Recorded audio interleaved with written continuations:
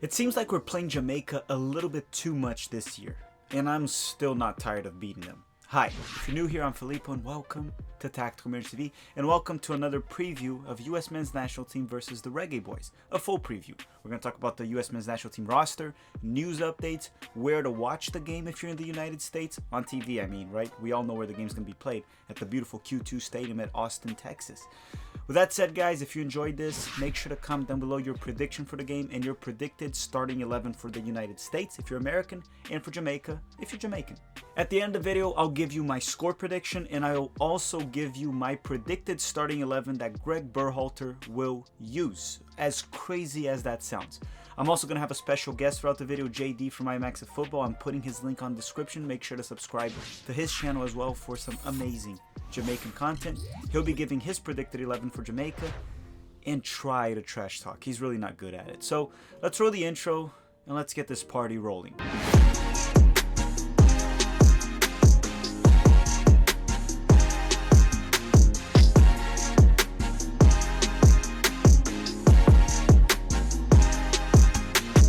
The US Men's National Team is set to face Jamaica this Thursday, October 7th of 2021 at the beautiful Q2 Stadium at Austin, Texas. The game is scheduled to start at 7:30 p.m. Eastern Time, and if you're in the United States, you may watch it at ESPN2, Univision, and TUDN. Here at the channel as well, we will be doing a live watch along for the game. Obviously, I can't put actual images of the game, but I'll be doing a commentary. It's lots of fun, lots of people show up. It's a cool hangout, so stop by. We'll be doing a live watch along for this game. It'll start 1 hour prior to kickoff. Last camp, the United States and the Reggae Boyz had 3 games each. The United States, point-wise, we did okay. It wasn't good, 5 points, we need to do better, but 5 points wasn't a disaster. Now Jamaica, on the other hand, they only got 1 point, so their camp was a disaster. The United States had 1 win and 2 draws, scored 5 goals and allowed 2 for the total of 5 points, while Jamaica had 1 draw and 2 losses, scoring 2 goals and allowing 6 for a total of 1 point. And to be fair, the red list from England that didn't allow a lot of their Premier League and Championship players to play did hurt them, but that doesn't change the fact that their campaign was a disaster last camp, and a lot of it has to do also with their coach, Whitmore, which is debatably the worst coach in the final 8 here in CONCACAF. In recent history, the US Men's National Team has had fairly good success over Jamaica. This year alone, in 2021, we've had 2 games with 2 United States win. One was a friendly back in March, and the other one's the Gold Cup win in the quarterfinals for the United States. Also, I don't know if many of you have noticed, but this is most certainly one of Acosta's favorite opponents to face, Kel Acosta. So he might be on my predicted 11 for Greg Berhalter. And if you guys haven't already, hit that like button if you haven't, and comment down below your predicted starting 11 and score prediction. But most importantly, hit that like button because I forgot to request it earlier. Now, throughout history, the United States and Jamaica faced each other 29 times with 18 American wins, 8 draws, and only 3 Jamaican wins. Only 3. So we have a very large advantage for the United States throughout history. However, to be fair, all 3 Jamaican wins came in the last 9 years. So they're somewhat recent. But I do have to say this. Past results are no indication of future outcomes. So this is a different game and anything can happen.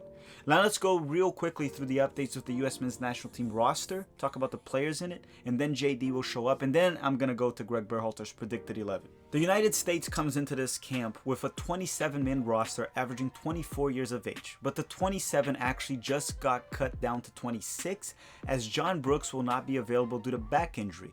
Now, Greg might replace him. At the time of this recording, we don't have a name yet. I would personally want Matt Miazga, but there's many different names that Greg could call. Maybe he could call James Sands, maybe Henry Kessler, maybe Cameron Carter-Vickers, Eric Palmer-Brown. I don't know. My bet is on Matt Miazga. At the time of this recording, I don't know yet. So right now, the roster is actually 26 players. Recently, Tim Ream was also replaced by Walker Zimmerman due to family reasons, which we can only hope everything's fine with Tim Ream. It's definitely nothing related to his health, as he did play for Fulham over the weekend. Now, we will be missing many key players such as Christian Pulisic and Giovanni Reina due to injury, and some names that were snubbed in the roster such as Conrad de la Fuente and Joe Scally, and obviously Break Shea. He was definitely snubbed and should have been in this roster. But now let's go through the US Men's National Team full roster real quick so you can know all the names, and we'll dive into Jamaica with JD very soon. and then try to predict Greg's best 11. And remember, Jamaica's also missing many key players that JD will address. But let's go through the US men's national team's full roster, all 26 players. Might be 27 by the time you're watching this. So the goalkeepers of this roster, Greg brought 3, and they're Matt Turner from the New England Revolution, Sean Johnson from New York City FC, and Zach Steffen from Manchester City. Our right backs, he brought 3 of them. One of them can play both positions, right and left, which is Serginho Dest from Barcelona, Shaq Moore from Tenerife at La Liga 2, and DeAndre Yedlin from Galatasaray at the Turkish League. Our left backs are George Bello from Atlanta United and Anthony Robinson from Fulham. Our center backs, we originally had Tim Ream Brooks, but they're out. So we're going to have Mark McKenzie, Walker Zimmerman from Nashville, Chris Richards from Hoffenheim, Miles Robinson from Atlanta. And Mark McKenzie, just to adjust, he's from Genk. Okay, so we might have an extra center back very soon. I don't have any updates on that at the time of this recording, so keep an eye, maybe pinned at the comment section. I might write any replacement that Greg might have added. Now, for the midfield, we have Kelna Costa from the Colorado Rapids, Tyler Adams from RB Leipzig, Gianluca Busio from Venezia, Luca De La Torre from Heracles, Sebastian Lletget from the LA Galaxy, Weston McKennie from Juventus, Yunus Musa is back now with Valencia, and Christian Roldan from the Seattle Sounders. Now let's go to the forwards of this roster. So for this roster, there's 6 forwards that are wingers/center forwards. We got Brendan Harrison, that is a winger. Paul Arriola, that is a winger. Matthew Hoppe, that is a winger/center forward. Ricardo Pepi, that is a center forward. Timothy Weah, that is a winger, but could play as a striker center forward if needed. And Jassy Zardes, that is a center forward. All right, for the US men's national team, that's it. Now let's bring in JD to talk about Jamaica, and then we're going to go back to the US men's national team where I'll try to predict what Greg will do, and I'll give my final prediction for the match, the score. So hit the like button before JD comes along. Hit the like button even if you're a Reggae Boy fan and you're tired of losing to the United States. It'll happen again. All right, JD, the US men's national team is set to face the Reggae Boyz this Thursday, and we want to hear from you, a very reasonable, real news Jamaican. I'm going to put the roster here on screen, and I want you to walk us through the players that are actually going to be in this roster, which one are fakely reported, because there are some fake reports here, some players that won't be there. And before anything else, how you doing, JD? I'm here, man. I'm here. You're always funny to record with you. But guys, and also I'm putting JD's link on the description, so make sure to check his channel for all Jamaican content and a lot of Caribbean CONCACAF content as well. So JD, walk us through this roster. Talk about not each player a lot very quickly, but talk about the players that are actually in it, the ones that are not. After we finish that, let's go through your predicted starting 11 and your score prediction for this match. Okay, this was the supposed 23 to face USA for a reason, because I truly believe that when you're coming up to the federation, which is the JFF, it's truly tricky. So sometimes you have to just take it with a grain of salt and then wait closer to the time. So that's why I've named it the supposed squad from pretty much a week in advance. So what we have here now, we have Andre Blake, he's still on the roster. Dylan Barnes is still on the roster. Dennis Taylor was scratched from the roster and replaced by Jadine White, because Cavaliers have actually won the Jamaica Premier League, which is the RSL. So that's maybe, I don't know the stipulations tied in around him being there, because when I checked Dennis Taylor, people said he's not injured, so I don't know what was the situation to replace him. Then you have the defenders at the top. Ethan Pinnock, he's out. Won't be available to travel. They said he has a knock. I'm not even certain how true that is as well. And JD, one thing, just for our viewers here, Ethan Pinnock plays for Brentford in the Premier League. He is probably their most talented and best defender. He's a high-quality defender they will be missing for this game, and it's not there. Yes, so Ethan Pinnock won't be traveling at all for all of the games, so he's not going to be here at all. So individuals, he's not going to be here. And then Liam Moore, yesterday the latest update was he was carrying a knock. Keep in mind he was coming off injury for like 2.5-3 weeks, and he returned and played one game. In which they won over Coventry, I think, or Cardiff, I think. Cardiff they played, and they won 1-0. So he played the entire full 90 and looked okay, but for some reason he they said he's carrying a knock. So we have to still wait on that to confirm if he's going to be here. Then you have Kimara Lawrence, he will be there. Damian Lowe will be there. Alvas Powell, you guys know because he's in the MLS. He will be there. O'Neal Fisher will be there. Mariappa and Javin Brown will be there. Now Daniel Johnson, the maybe one of the best midfielder for the team from Preston Norton, he will not be here. He's out of the selection. And Devon Williams, Maggie, Bobby Reed, Flemings, Javon Watson, which is an older guy they have actually selected to this roster. He was retired, but for some reason they called him up back for the national team, and he's here now. So he's going to be in it, and he's a box-to-box / CDM. So maybe that's where they are looking for the defensive presence to come from. And then in attacking section, you have Mikel Antonio Roof, should be here because I have heard nothing from their club saying otherwise. Jamal Lowe, they said he's carrying a knock and will be checked out before they decided if they are going to send him or not. So we will give you guys a further update on his situation. Andre Gray, Shamar Nicholson should be here, even though he has a broken cheekbone. He played one game for Shalarai and he actually scored and assisted. So I think that will boost his confidence and he will come here. Obviously, we know the CONCACAF is much more physical, so we don't know if he's going to be a starter, but he's going to be here. And then Javanese finished off the listing. So we have updates to come, like players that should replace these guys. We are not sure of the players that will replace them. We only have Jedin White for Dennis Taylor. The rest of them are not 100% surety. So as soon as we have clarity on that, we will update the fans. But that's the current situation of the squad itself. Okay, so now that you update on all these players and some that we don't know that are questionable, can you give us a predicted formation for Jamaica in this game? How Jamaica is supposed to play? Pressing, bunkering, low block, defense, attack. Give us your thoughts in the starting 11 that you believe Jamaica will put out for this match. As you can see from the listing, it's defensive and striker and wing players heavy. In midfield, they don't have so much. So I think they're going to forcefully go for the 4-2-3-1 system due to the fact that you have much more cams in the team rather than defensive central or box-to-box players. So Andre Blake will be the starter there. And now you're going over the right-hand side. I think they're going to give Alvas Powell due to the fact that he has experience. But for me, I would have actually chose Javane Brown. But Alvas Powell, I think, will get the start. Then you have Damian Lowe, and then you will have Mariappa due to the fact that Etienne Pinnock is out and Liam Moore is questionable. But if Liam Moore is fully fit, he's going to be the one playing over the left-hand side. But for now, I think it's going to be Mariappa. And then you have Kimar Lawrence being the left back. I think he was exceptional in the last window. Maybe one of the only players you could actually talk about to be doing something good in the team. And then in the two box-to-box roles / defensive, you're going to go for Javon Watson. Before he would not have started, I thought that they would have used Speedy, Devon Williams, and Daniel Johnson to play the two box-to-box role. But no, I think they're going to have to use Javon Watson. He's a very older guy. And then you will have Devon Speedy Williams playing alongside him. And then I think they're going to have to go with Tyreek Magee to play the attacking midfielder. Tyreek Magee is a young guy just trying to break in Cassiupen, the team that's topping the Belgian Pro League. So Magee, he played against us in Gold Cup, right? Yes. Magee is a very talented, skillful player.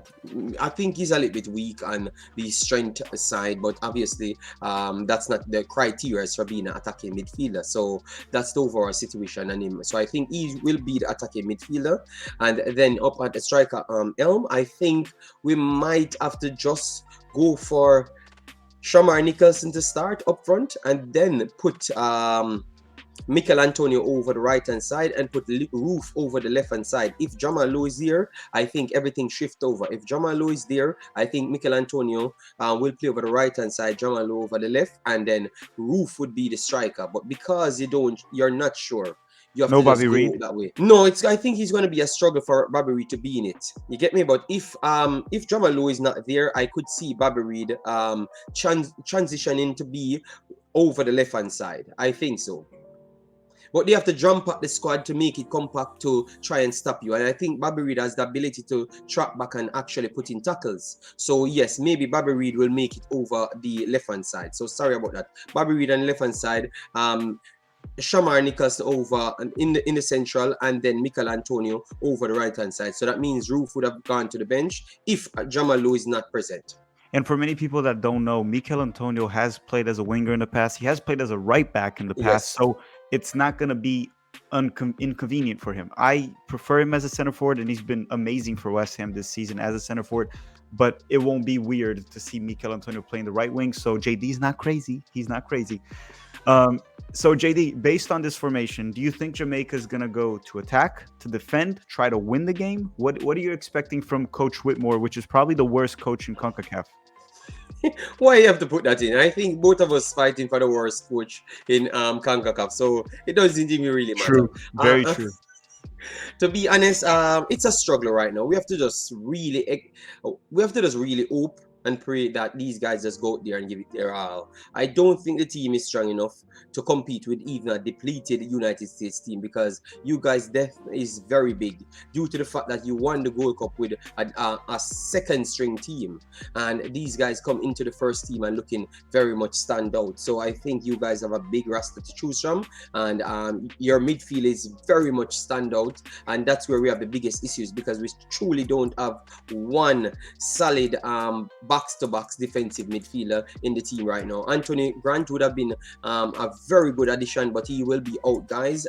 He will be returning for the next game against Canada due to the fact that he has some issue coming inside United States. So everything is going against us Jamaicans right now for this one. So we can use that as a big excuse. I want to know your score prediction. What I would love a very good performance, and even if we do lose the game, we lose it respectfully, like a 2-1. But I think it's going to be 3-1, because our strikers are very good to get something in that back of that United States net.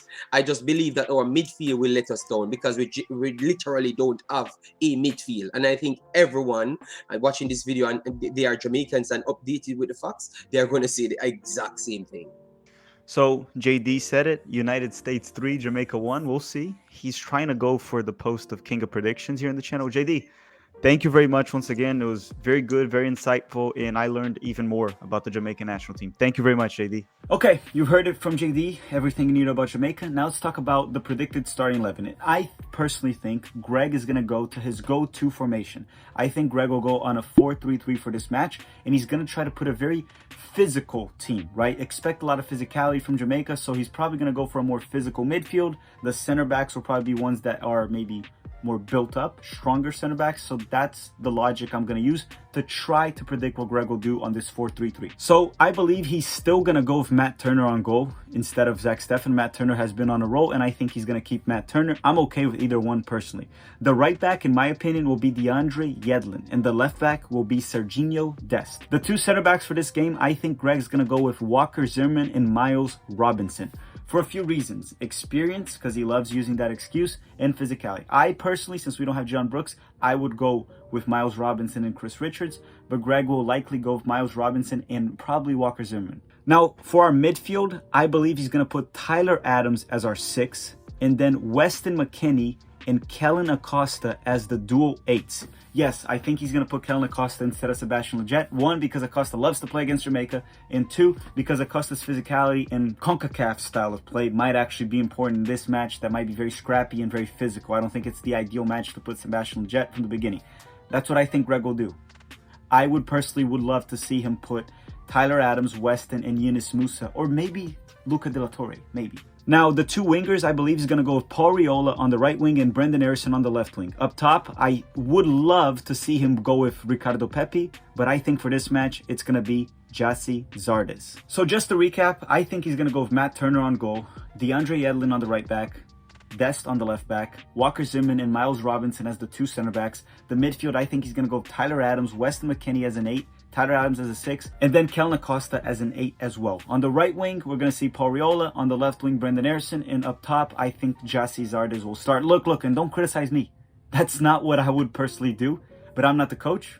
I guess Greg knows better, so That's what I think Greg will do for his game. And honestly, this team is more than talented enough to beat Jamaica, especially with all the players JD mentioned that they are missing, like Ethan Penock, Leon Bailey, and more. Not Liam Moore, more players. All right, guys, that does it for this preview. Hopefully by now you hit the like button, you commented down below your prediction, you commented down below your predicted starting 11 or what would you do. But wait. Did you think I was going to forget to give you my prediction? No, sir. I'm going to say this game is going to be 1-0 for the United States. Just like Gold Cup, we're going to 1-0 the heck out of our opponents in this camp, hopefully. And I think it's going to be a scrappy 1-0 win for the United States versus Jamaica. I think our defense will be solid, hold our own. We'll struggle to create with that midfield, but we're going to get a goal, and it'll be United States 1, Jamaica 0. Don't forget to comment your prediction down below. Thank you for watching. See you guys at the live watch along on Thursday. Thank you for watching and have a great day.